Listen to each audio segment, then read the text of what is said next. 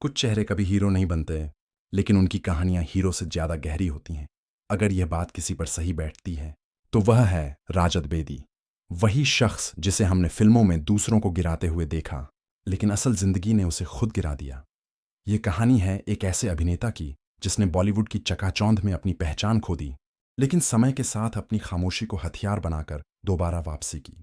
राजत बेदी का जन्म एक फिल्मी परिवार में हुआ। उनके खून में अभिनय था, कला उनके परिवार की विरासत थी। दादा मशहूर लेखक और निर्देशक थे, पिता भी फिल्म इंडस्ट्री से जुड़े थे। सब कुछ आसान लग रहा था।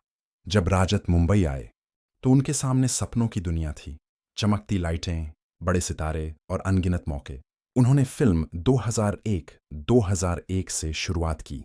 उम्मीद थी कि यह फिल्म उनका नाम बना देगी, लेकिन किस्मत को कुछ और मंजूर था। फिल्म फ्लॉप रही।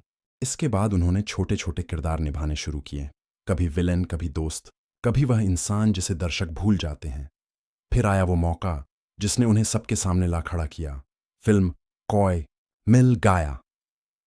2003 की यह फिल्म बॉलीवुड की सबसे बड़ी हिट्स में से एक थी। निर्देशक राकेश रोशन, हीरो ऋतिक रोशन और हीरोइन प्रीति जिंटा, और इनके बीच एक विलेन राजत बेदी। राजत ने एक अहंकारी, दबंग और बदतमीज नौजवान का किरदार निभाया। लोगों को उनका किरदार नफरत से भर गया। मतलब अभिनय सफल था, लेकिन फिल्म की सफलता के बाद जो हुआ वह अप्रत्याशित था। फिल्म हिट रही, लेकिन प्रमोशन में राजत का नाम नदारद। न पोस्टर पर चेहरा, न इंटरव्यू, न इवेंट्स में बुलावा। राजत ने बाद में कहा कि उन्हें जानबूझकर प्रचार से बाहर रखा गया। उन्होंने महसूस किया कि बॉलीवुड में टैलेंट से ज्यादा जान पहचान चलती है। इस घटना ने उनके मन में गहरी चोट छोड़ी। धीरे धीरे फिल्मों के दरवाजे बंद होने लगे। प्रोड्यूसर कॉल करना बंद कर दिए। दोस्त दूर हो गए। राजत ने सोचा, अब जिंदगी का रास्ता बदलना होगा, और उन्होंने कनाडा जाने का फैसला किया। वहां उन्होंने रियल एस्टेट और बिजनेस में कदम रखा। पहले सब ठीक लगा, नया देश, नया माहौल, नई उम्मीदें। लेकिन कुछ सालों बाद उन्होंने बताया कि बिजनेस पार्टनर्स ने उन्हें धोखा दिया। उनके मुताबिक उन्होंने करोड़ों रुपए गंवा दिए। एक वक्त पर वह टूट चुके थे, लेकिन एक बात उनके दिल में थी, मैं एक दिन लौटूंगा और फिर से अपनी पहचान बनाऊंगा। एक रात मुंबई में एक सड़क हादसा हुआ। राजत की कार से एक व्यक्ति को टक्कर लग गई। उन्होंने खुद घायल को अस्पताल पहुंचाया, रक्त दिलवाया, हर मदद की, लेकिन वह व्यक्ति बच नहीं पाया। मीडिया ने इसे सुर्खियां बना दी। अभिनेता राजत बेदी पर लापरवाही से मौत का मामला दर्ज। उन पर केस चला, पुलिस जांच हुई, और लोगों ने तरह तरह की बातें की। किसी ने उन्हें कातिल कहा, तो किसी ने दुर्भाग्यशाली इंसान। राजत ने कहा, मैंने उसे बचाने की पूरी कोशिश की, लेकिन किस्मत ने साथ नहीं दिया। पर मीडिया को सनसनी चाहिए थी। उनकी छवि एक बार फिर धुंधली हो गई। इस हादसे ने राजत की जिंदगी का रुख बदल दिया। वह सब कुछ खो चुके थे, शोहरत, इज्जत और आत्मविश्वास। दोस्तों ने साथ छोड़ा। फिल्मी दुनिया ने दरवाजे बंद कर लिए। उन्होंने सालों तक किसी से बात नहीं की।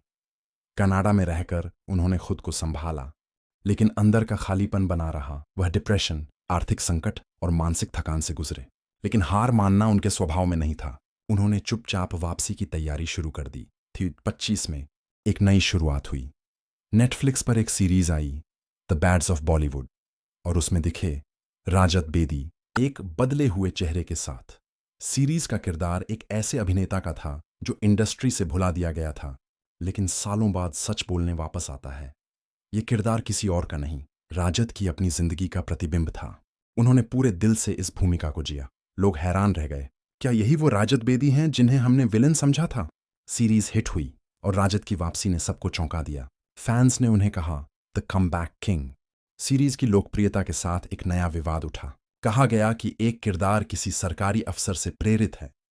मामला अदालत तक गया, मगर इस बार राजत खुद विवाद का हिस्सा नहीं थे। वह बस एक कलाकार थे जिन्होंने अपना काम किया था। उन्होंने बयान दिया, मैं बस अभिनय कर रहा हूं। सच और कल्पना में फर्क समझना जरूरी है। इस बयान ने उन्हें एक परिपक्व और सशक्त कलाकार के रूप में पेश किया। आज का राजत बेदी पहले जैसा नहीं है। वह अब समझ चुके हैं कि जिंदगी की असली कीमत शोहरत में नहीं, अनुभव में है। वह कहते हैं, अगर सब कुछ खोने के बाद भी तुम जिंदा हो, तो इसका मतलब है कि तुम फिर से शुरू कर सकते हो। उनकी सोच बदल चुकी है। अब उनके लिए एक्टिंग सिर्फ किरदार नहीं, बल्कि इंसानी जज्बातों की भाषा है। उनका बेटा भी अब फिल्मों में कदम रख रहा है, एक प्रतीक कि जो पिता भुला दिया गया, अब बेटे के जरिए नई पहचान बना रहा है। राजद की कहानी यह सिखाती है कि मीडिया दोधारी तलवार है। जब हादसा हुआ, मीडिया ने उन्हें दोषी ठहरा दिया। जब उन्होंने वापसी की, वही मीडिया उन्हें सफलता की मिसाल कहने लगी। वह अब इस खेल को समझ चुके हैं। वह अब कम बोलते हैं, लेकिन जब बोलते हैं तो सच्चाई बोलते हैं। आज राजद बेदी के लिए सब कुछ बदल चुका है। वो अब किसी बड़े बैनर के पीछे नहीं भागते। उनके लिए अब सबसे बड़ी जीत है आत्मसम्मान की वापसी। लोग अब उन्हें सिर्फ विलेन नहीं कहते, बल्कि एक ऐसे इंसान के रूप में देखते हैं जिसने हार कर भी हार नहीं मानी। उनकी कहानी किसी फिल्म से कम नहीं, जहां नायक गिरता है, टूटता है और फिर अपनी राख से दोबारा जन्म लेता है। राजद बेदी की जिंदगी से 3 बड़े सबक मिलते हैं। पहला, शोहरत अस्थाई है लेकिन चरित्र स्थायी। दूसरा, गलतियां अंत नहीं, नई शुरुआत हो सकती है। तीसरा, खामोशी भी ताकत होती है। जब सब छिन जाए, तब भी तुम्हारे पास अपनी सच्चाई बची रहती है। राजद बेदी की कहानी हमें याद दिलाती है, हर विलेन के पीछे एक इंसान होता है। वो इंसान जिसने सपने देखे, धोखे झेले, लड़ा और अंत में खुद को पहचाना। अब वो सिर्फ फिल्मों का विलेन नहीं, बल्कि एक जीवित उदाहरण है कि गिरने के बाद भी जो उठता है वही असली हीरो होता है।